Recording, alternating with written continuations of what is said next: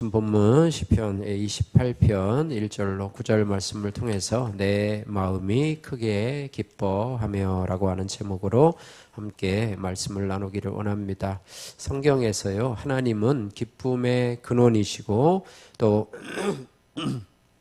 그분이 주시는 기쁨이 우리의 삶을 충만하게 한다, 이렇게 가르치고 있습니다. 하나님은 기쁨을 주시는 하나님이신데요, 이것은 단순히 일시적이거나 외적인 기쁨이 아닌 영원하고 내적인 기쁨을 주시는 분이시다, 이렇게 말씀하고 있습니다. 시편 16편 11절에 주께서 생명의 길을 내게 보이시리니 주의 앞에는 충만한 기쁨이 있고 주의 오른쪽에는 영원한 즐거움이 있나이다 라고 합니다. 그래서 하나님이 주시는 그 기쁨을 경험하며 이 땅을 살아가는 것이 우리에게 크나큰 축복임을 알 수가 있습니다. 시편 4편 7절 말씀에 시편 기자는 이렇게 고백합니다. 주께서 내 마음에 두신 기쁨은 그들의 곡식과 새 포도주가 풍성할 때보다 더하니이다, 이렇게 고백을 합니다. 그래서 저와 여러분들은 풍성하게 주시는 하나님의 기쁨을 늘 경험하며 살아갈 수 있기를 주님의 이름으로 축복합니다. 그런데 우리는 왜 하나님의 풍성한 기쁨을 누리지 못하고 늘 슬픔과 또 괴로움 가운데, 좌절 가운데 이렇게 살아가고 있는 것일까? 성경을 통해서 여러 가지를 살펴보기를 원합니다. 하나님의 기쁨을 누리지 못하는 이유는요, 우리 마음의 상태, 또 신앙의 태도, 또 삶의 여러 요인들에서 찾아볼 수가 있는데요, 성경은 우리에게 하나님의 기쁨을 누리지 못하는 다양한 원인들에 대해서 말씀을 해주고 있는데요, 우리 성경을 통해서 간단하게 5가지로 우리가 하나님의 기쁨을 누리지 못하는 이유에 대해서 살펴보기를 원합니다. 첫 번째로 우리가 하나님의 기쁨을 누리지 못하는 이유는 죄로 인한 하나님과의 단절이라고 하는 것입니다. 이것은 성경 전체에서요, 일관적으로 얘기하는 그런 내용입니다. 죄는 하나님과 우리 사이를 가로막는 답니다. 왜냐하면 하나님은 죄가 없으신 하나님이기 때문에 그렇다고 하는 것입니다. 그래서 그 단절된 죄를 가지고는 하나님 앞에 나갈 수 없고 회개를 통해서 하나님과의 관계를 회복할 수 있다, 이렇게 말씀하고 있습니다.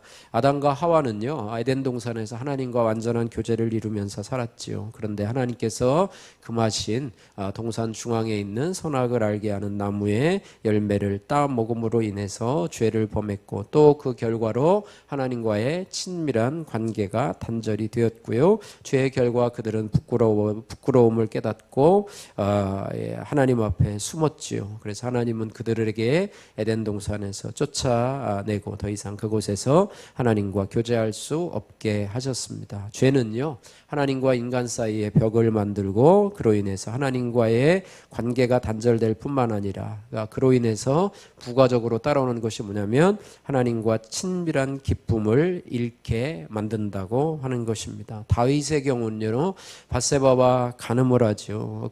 그녀의 남편 간음을 하고 그녀의 남편 우리아를 죽음에 이르는 큰 죄를 범하게 됩니다. 그래서 나단 선지자를 통해서 죄를 지적받은 다윗이요, 회개 기도하는 내용이 시편 51편에 기록되게 되어 있는데요, 나름대로 하나님 앞에 회개 기도를 합니다. 그러면서 시편 51편 12절에는 이렇게 얘기를 하는데요, 한번 따라해 볼까요? 구원의 즐거움을 내게 회복시켜 주옵소서.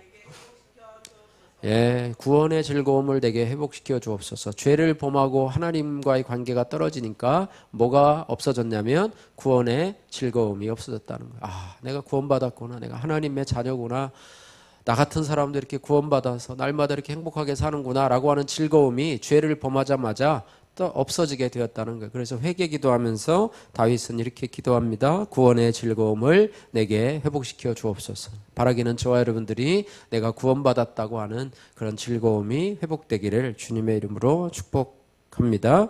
로마서에서는요, 이 죄를 하나님과의 교제를 끊는 장애물이라고 명백하게 이야기를 합니다. 로마서 3장 23절 말씀에 보니까 모든 사람이 죄를 범하였음에 하나님의 영광에 이르지 못하더니 이렇게 말씀하고 있습니다. 죄는 하나님과의 관계를 방해하며 그 영광과 임재를 누리는 것을 막고요. 또 이사야서 59장 2절 말씀에 오직 너희 죄악이 너희와 하나님 사이를 갈라 놓았고 이렇게 말씀하고 있습니다. 그래서 성경은요, 이 회개와 또 하나님에게 대한 용서를 통해서 이 관계 단절이 회복될 수 있음을 강조하고 있습니다. 그래서 우리는 중보자 되신 예수 그리스도를 통해서 회개하고 우리의 죄를 자백하고 또 하나님과의 친밀한 관계를 회복하고 참된 기쁨을 누리는 저와 여러분이 되었으면 좋겠습니다. 그래서 여러분 큐티를 통해서요, 스스로는 죄를 발견하기가 너무 어렵습니다. 여러분 매일 말씀 묵상을 통해서 여러분의 마음 상태도 매일매일 다르잖아요. 그런데 일괄적으로 내 생각으로 여러분 깨닫는 것이 아니라 말씀에 여러분의 마음을 비춰보심으로 인해서 날마다 내 속에서 솟아나는 그런 죄악의 문제들, 이런 것들을 말씀으로 해석하며 하나님 앞에 믿음으로 나가기를 주님의 이름으로 축복합니다. 두 번째로요, 하나님과의 관계를, 하나님과의 기쁨을 누리지 못하는 이유는 뭐냐면 하나님과의 관계를 소홀히 하면 그렇다, 이렇게 말씀하고 있습니다. 하나님은요, 우리가 일방적으로 섬기는 하나님이시지만은요, 멀리 계신 하나님이시지만 하나님은 우리와 친밀한 관계를 누리고자 하시는 하나님이시라고 하는 것입니다. 모든 인간관계가 마찬가지지만은요, 인간관계도 서로 간에 소통을 통해서 친밀하게 될 수 있다고 하는 것입니다. 그래서 우리는요, 신앙생활은 하나님과의 관계다, 이것을 늘 기억하면서, 여러분 큐티하는 것도 하나님과의 관계고요, 여러분 예배드리는 것도 하나님과의 관계라고 하는 거예요. 하나님과 늘 대화하면서 하나님께 묻고 대화하며 듣고 또 이렇게 하는 것, 이것이 바로 하나님과의 관계인데요. 하나님과의 관계를 소홀히 하다가 하나님의 기쁨을 빼앗아 버린 성경의 대표적인 인물이 이스라엘의 초대 왕이었던 사울 왕을 들 수가 있어요. 예, 사울 왕은 하나님과의 관계를 유지하기보다는 자신의 판단과 두려움에 따라서 행동한 대표적인 인본주의적인 인물로 우리가 평가를 할 수 있어요. 하나님께서 이 블레셋과의 전쟁에서 기다리라고 명하셨지만은 상황이 급해지자 사울은 제사장인 사무엘을 기다리지 않고 스스로 번제를 드렸어요. 또한 사울 왕은 하나님의 명령을 어기고 아멜렉을 진멸하라는 명령에 순종하지 않고 좋은 것은 가려놓고 또 아말렉 왕 아각도 살려오는 그런 어리석은 모습을 보게 되지요. 그 결과 하나님께서는 결국 다윗을 택하시고 사울 왕을 버리셨죠. 또 그의 왕국이 다윗에게 넘어갈 것을 선언했고요. 사울은 하나님의 평강과 기쁨을 잃고 악령에게 시달리고 결국은 하나님의 사람 사울을 쫓아다니고 죽이려고 하는데 평생을 바치는 그런 비참한 삶을 살게 되었다라고 하는 것입니다. 그래서 우리는 늘 하나님과의 관계를 중요시해야 됩니다. 여러분 교회 봉사하시는데도 늘 하나님과의 관계를 중시해야 됩니다. 관계보다 봉사가 우선시 될 수 없음을 우리가 성경에서 알 수 있는 그 대표적인 인물이 마리아와 마르다를 통해서 알 수가 있는데요. 마리아는 예수님이 집에 찾아오셨을 때 그 발치에 앉아서 주님의 말씀을 듣습니다. 마르다는 손님을 준비하고 예수님 음식을 준비하는 것으로 분주한, 그래서 분주해서 뭐라고 얘기를 하냐면 마르다에게 예수님은 뭐라고 얘기하냐면 마르다야 내가 많은 일로 염려하고 근심하나, 이렇게 말씀하셨습니다. 어쨌든 우리가 봉사 어떤 분은 그래요. 옛날에도 보니까 봉사를 열심히 하고 예배 시간에 와서 설교 시간엔 조시더라고요. 봉사는 열심히 하고 와서 예배는 어영부영 드리다가 가시는 모습을 보게 돼요. 봉사가 곧 예배는 아니고 봉사가 곧 하나님과의 관계는 아니라는 사실을 여러분 기억하시길 바랍니다. 그래서 여러분 큐티하는 것도 하나님과의 관계, 매일매일 큐티, 아유 귀찮아 일주일에 한 번만 하지 왜 매일 하라고 그러냐 하지만 여러분 매일매일 습관을 들이셔서 여러분 꼭 하나님과의 관계를 유지하시고 또 찬양하는 것도 마찬가지고요. 그렇습니다. 요한복음 15장 4절 5절 내 안에 거하라 나도 너희 안에 거하리라. 이게 하나님과의 교제고요. 너희가 나를 떠나서는 아무것도 할 수 없음이라. 이렇게 말씀하고 있습니다. 세 번째로요. 우리가 하나님의 기쁨을 빼앗기는 이유가 뭐냐면 환경과 문제에만 집중하기 때문이라고 하는 것입니다. 예, 우리가 하나님께만 집중해야 되는데요. 우리가 그렇게 되지 않잖아요. 문제에만 집중하고 환경에만 집중하고 또 나를 미워하는 그 사람에게만 집중하고 나를 힘들게 하는 그 사건에게만 내가 오로지 집중해서 하기 때문에 하나님의 기쁨을 잃어버리게 된다라고 하는 것입니다. 예수님의 제자 중에서요, 예수님만 바라보지 못하고 물결을 바라보다가 바다에 빠진 대표적인 인물이 있는데 그게 누구냐면 베드로죠. 그죠? 예, 갈릴리 바다를 건너는 도중에 풍랑 위에서 예수님이 물 위를 걸어오는 장면이 예, 마태복음 14장 28절에 31절에 나오는데요. 베드로도 예수님께 자신도 물 위를 걷게 해달라고 요청을 하지요. 처음에는 예수님을 바라보며 물 위를 걷습니다. 그러나 풍랑을 보고 두려워해서 물속에 빠지기 시작하는 그런 모습을 보면서 예수님은 베드로를 건져주시면서 이렇게 말하죠. 믿음이 작은 자여 왜 의심하였느냐 이렇게 말해요. 우리가요 환경과 문제에만 집중하면 우리의 문제가 믿음이 흔들리고 하나님의 기쁨과 능력을 누릴 수 없다라고 하는 것입니다. 여러분 지금 여러분이 집중하는 환경과 문제는 무엇입니까? 그것으로 인해서요 평강을 얻지 못하고 오히려 두려움에 빠지게 되고 여러분의 심령은 오히려 혼란하게 된다고 하는 사실을 기억해야 할 것입니다.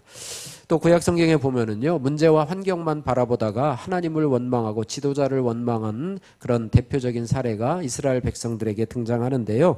민수기 13장 14장에는 이스라엘 백성이 가나안 땅을 정탐하게 하지요. 또 약속의 땅에 들어갈 준비를 하게 되는데 12명의 정탐꾼이 그 가나안 땅을 탐사한 뒤에 부정적인 보고를 합니다. 10명의 정탐꾼이 뭐라고 얘기를 합니까?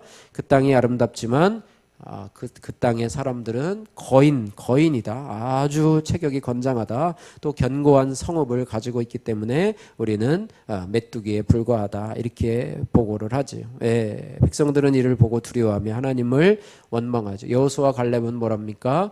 그 땅은 하나님께서 주신 아름다운 땅이다. 하나님이 우리에게 허락하시면 능히 들어갈 수 있다. 그러니까 환경을 보고 문제를 본 10명의 정탐꾼 또 그 사람의 보고를 믿은 이스라엘 백성들은 두려워하며 원망하며 애굽으로 돌아가자 얘기를 했지만 그러나 믿음으로 하나님을 바라본 여호수아와 갈렙은 그 땅이 하나님이 주시면 능히 들어갈 수 있다라고 얘기를 하죠. 결국 여호수아와 갈렙을 제외한 그런 이스라엘의 출애굽 1세대는 가나안 땅에 들어가지 못하고 다 가나안에서 죽지 않습니까? 그래서 우리가 환경만 바라보고 문제에만 집중하면 하나님의 약속과 능력을 잊어버리고 두려움과 불평 속에서 하나님의 기쁨을 잃게 된다. 이렇게 말씀하고 있습니다. 우리는 어떻게 해야 되냐?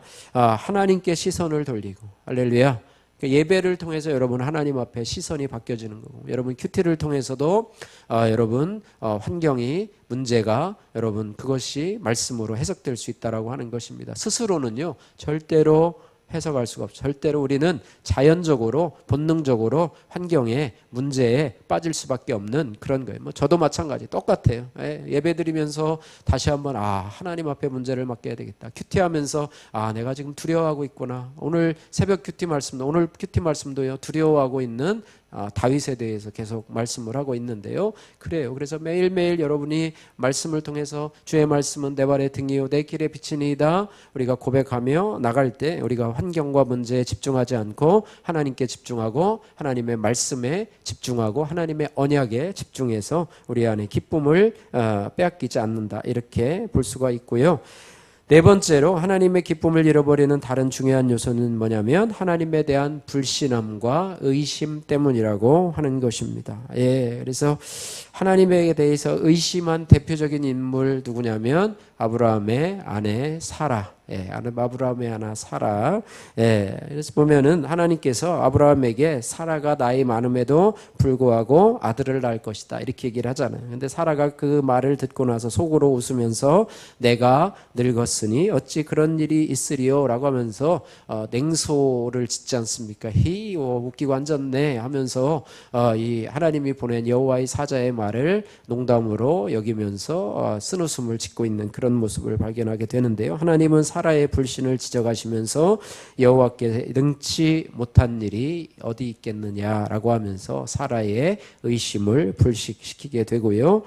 그렇습니다. 그래서 우리가 의심하는 마음이 뭐냐면 믿음의 반대말이에요. 그래서 믿음은 마음이 하나로 모아지는 것이지만은 의심은 내 마음이 두 갈래로 갈라지는 거예요. 두 갈래로 갈라져서 갈등하는 것이 의심이라. 그러니까 의심을 하게 되면 하나님에 대한 기쁨을 잃어버리게 된다라고 하는 것입니다. 또한 예수님의 제자 중에서 의심하면 떠오르는 제자가 하나 있죠. 누구죠? 도마, 도마. 여러분이 부엌에서 쓰는 도마가 아니고요.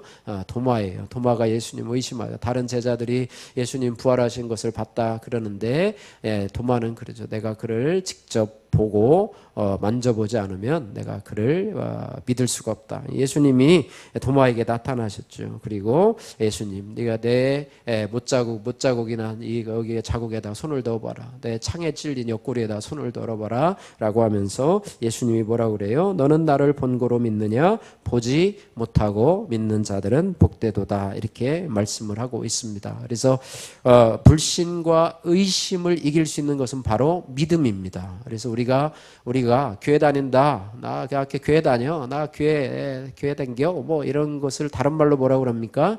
믿음 생활, 신앙 생활이라고 해요. 믿음, 신앙 같은 말입니다. 믿음 생활하는 게 여러분 예배에 와서 믿음을 다시 회복하고 가는 거예요. 하나님 앞에 믿음 생활, 신앙 생활하는 거지. 여러분 교회만 다닌다고 해서 그게 되는 게 아니에요.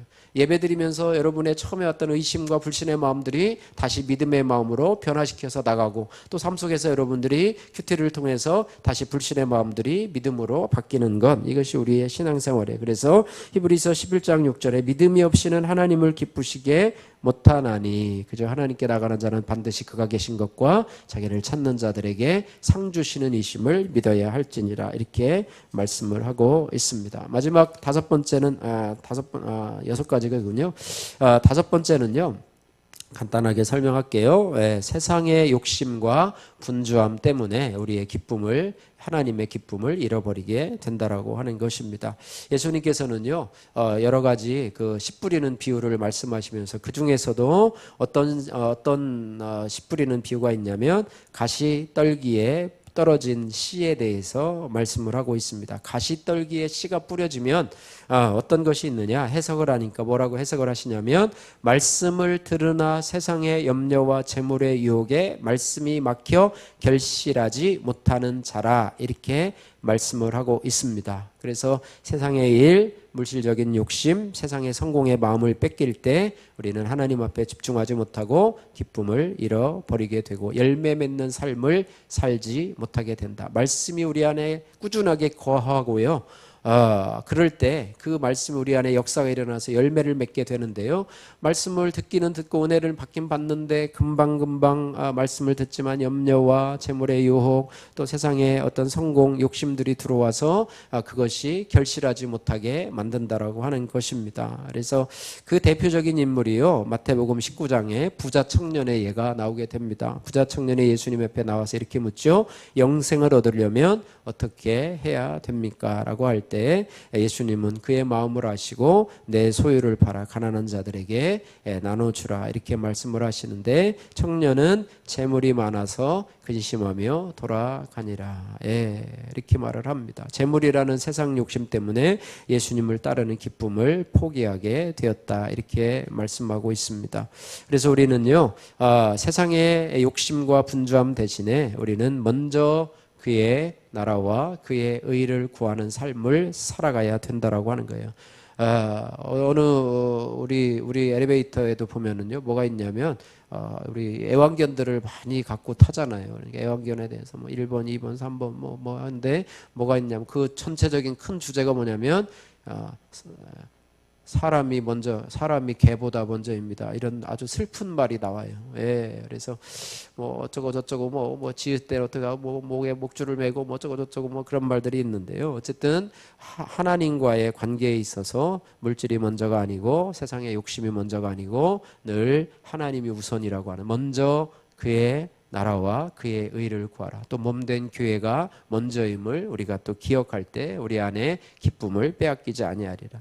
마지막 6번째는요, 감사하지 않는 마음이 우리에게 기쁨을 빼앗아가는 원인이라고 하는 사실을 우리가 알 수 있습니다. 이스라엘 백성들이 광야에서 한 그런 전공 과목이 뭐냐면 원망과 불평이었어요. 먹을 물이 없다. 왜 우리를 왜 애굽 땅에서 건져내 가지고 이렇게 우리를 힘들게 하느냐. 거기 있을 때는 고기도 먹고 뭐도 먹었는데 이렇게 하느냐라고 해서 불평하고 원망을 하는 그런 모습을 보게 되고요. 차라리 애굽으로 돌아가자. 결국 감사하지 않는 그들의 마음은 그들의 믿음을 약화시키고 하나님의 약속과 기쁨을 못하게 하고 결국은 출애굽한 1세대 이 여호수아와 갈렙을 제외한 출애굽 1세대는 가나안 땅에 들어가지 못했다라고 말씀하고 있습니다. 예수님께서 또 이 감사하지 못한 자들에 대한 대표적인 외로 10명의 나병 환자를 치유해 주시는데 10명의 나병 환자 중에서 그 중에 한 명만 돌아와서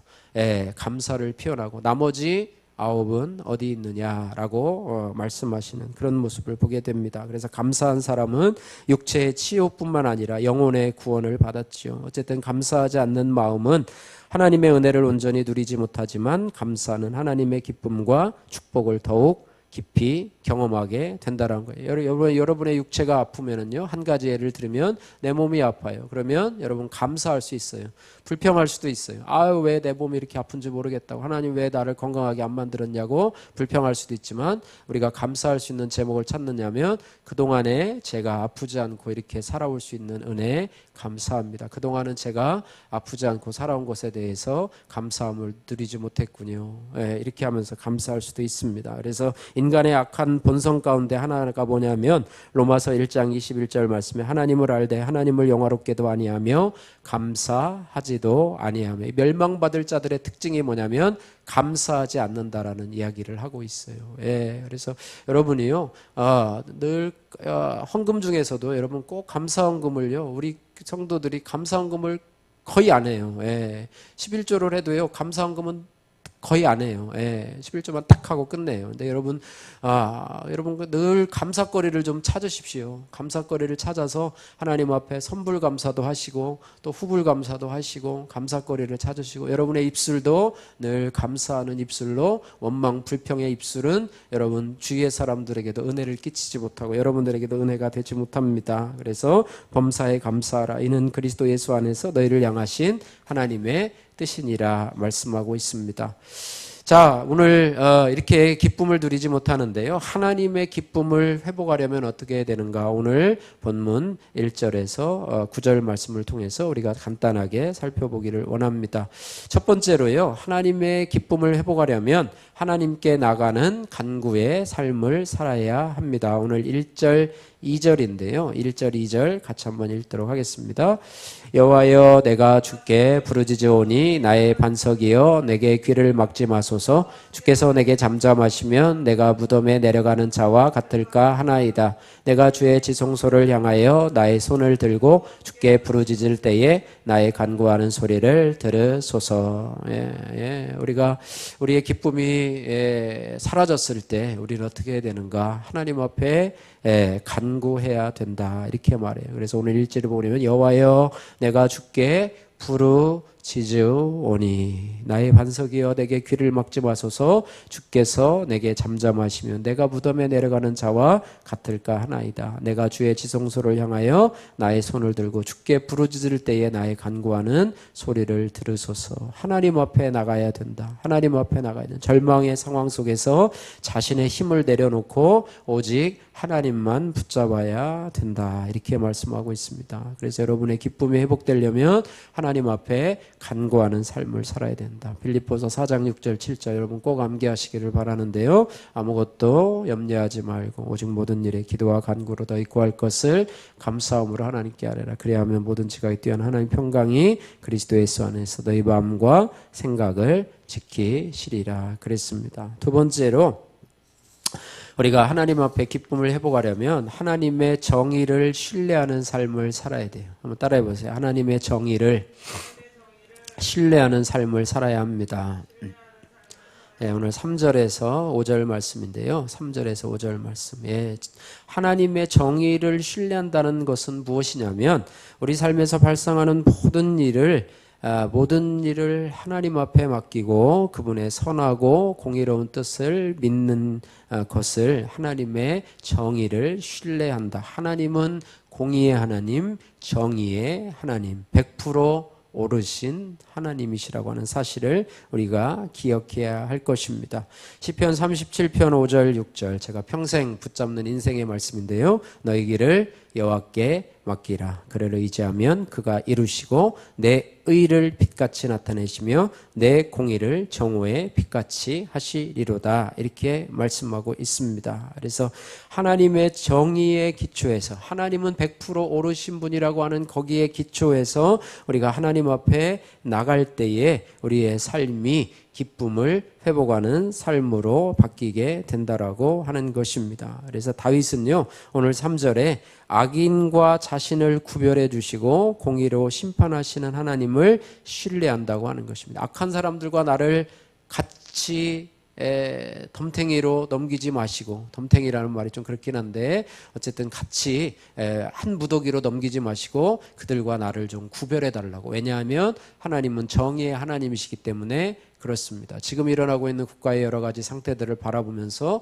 우리가 기도해야 할 것은 누가 나쁘고 누가 뭐 그런 대신에 여러분들이요, 공의의 하나님, 정의의 하나님께서 이 나라를 바르게 이끌어 가게 해달라고 여러분 기도하시기를 주님의 이름으로 축복합니다. 세 번째로 하나님의 기쁨을 회복하려면 응답하시는 하나님을 찬양해야 돼요. 오늘 6절에서 7절 말씀인데요. 6절 7절 같이 한번 읽겠습니다.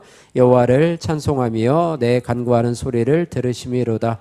여호와는 내 힘과 나의 방패이시니 내 마음이 그를 의지하여 도움을 얻었도다. 그러므로 내 마음이 크게 기뻐하며 내 노래로 그를 찬송하리로다. 6절에 보시면 여호와를 찬송하며, 우리가 어떤 때 찬송합니까? 뭐 여러 가지 찬송하죠. 그러나 내 간구하는 소리를 들으심이로다. 나의 응답, 나의 부르짖음에 응답하시는 그 하나님을 찬양할 때 우리에게 기쁨이 회복된다. 그래 7절에 뭐라 그래요? 그러므로 내 마음이 크게 기뻐하며 내 노래로 그를 찬송하리로다. 우리가요, 하나님 앞에 기도할 때는 열심히 기도해요. 그리고 응답받으면 끝이에요. 끝이에요. 어떤 분도 제가 그런 얘기 몇 번 했죠. 어떤 분이 기도 제목을 부탁을 해요. 목사님, 우리 교회 아니신 분들이 카톡으로도 목사님, 우리 엄마 수술하시는데 꼭 이렇게 좀 기도 부탁한다. 언제 이렇게 되고 지금 현대. 그리고 제가 기도하겠습니다. 저는 기도해요. 그런데 기도하고 나서는 반응이 없어요. 뭐라고 잘 됐는지 어땠는지, 또 그리고 이렇게 간단한 기도 제목 말고 기한 있는 기도 제목 말고 뭔가 좀 궁금한데 어떻게 됐나 궁금한데 그 결과를 얘기해 주질 않아요. 그래서 그 일이 다 종료됐는데도 나는 계속 기도하고 있는 거예요. 네, 마찬가지로 여러분도요, 하나님 앞에 기도 응답을 받았으면 마무리로 찬송을 하시거나 여러분 감사의 예물을 드리시면서 그걸 마무리를 하세요. 기도할 때는 열심히 기도하는데 끝나고 나면 남 모른 채 하고 끝나는데요. 다윗은 그렇게 하지 않았어요.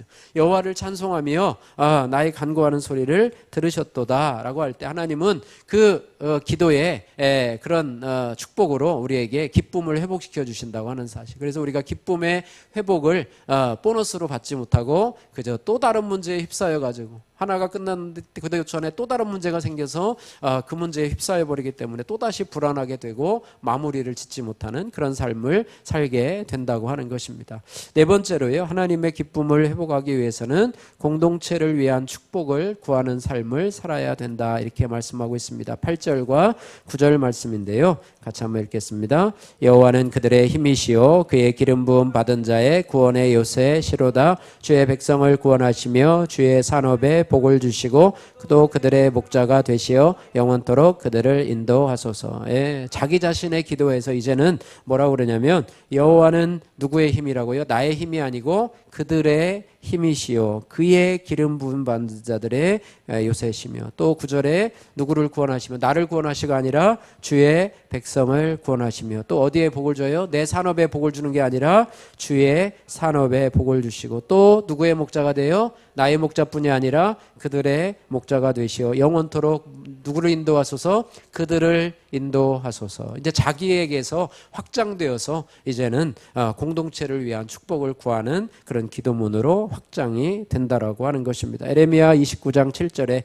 너희는 내가 사로잡혀 가게 한 그 성읍의 평안을 구하고 그를 위하여 여호와께 기도하라. 이는 그 성읍이 평안함으로 너희도 평안할 것임이니라. 정치가 혼란스럽잖아요. 여러분, 이 나라가요 안정될 수 있기를 위해서 여러분 기도하십시오. 우리의 신앙생활이요 만약에 전쟁이 일어나거나 소요가 일어나거나 어려움이 당하면 저와 여러분들 사업도 못하고 또 교회에 나와서 예배드리는 것도 못합니다. 그래서 우리나라가 안정이 돼야 돼요. 여러분, 누가 나쁘니 뭐 안 좋으니 하는 것보다는 저는 국가가 빨리 이 혼란이 안정되는 것을 위해서 기도하고 있습니다. 물론 공의의 하나님께서 그걸 판단하셔야 되고요, 역사가 판단할 것이기 때문에 여러분이 쉽사리 다른 걸로 여러분의 개인적인 사념으로 개인적인 생각으로 하나님 앞에 죄를 범하지 마시고, 공의의 하나님, 정의의 하나님께서 이 나라를 이끌어 가실 뿐만 아니라 이 나라가 빨리 안정될 수 있도록 하나님 예루살렘의 평안을 위해 구하라. 이건 뭐 난리도 아닌 이 상황 속에 앞으로는 더 난리가 지금 벌어질 상황이기 때문에 우리 자신 크리스찬조차라도 거기에 동참하지 말고 여러분 하나님을 의지하시고 예루살렘 평안, 우리 대한민국의 평안을 빨리 이루어질 수 있도록 위해서 기도하시는 한 사람이 되시기를 주님의 이름으로 축복합니다. 오늘 드린 말씀처럼 말씀을 정리하면서 여러분 하나님과의 기쁨을 유지하지 못하는 것이 어떤 부분인가 여러분 생각하시면서, 여러분 하나님의 기쁨을 빼앗아가는 요소를 여러분 잘 생각하시면서 내가 하나님의 기쁨을 유지할 수 있는 자로 이 땅을 살아갈 수 있도록 축복하시고 인도해 주옵소서. 이렇게 기도하시는 여러분, 저와 여러분 되시기를 주님의 이름으로 축복합니다.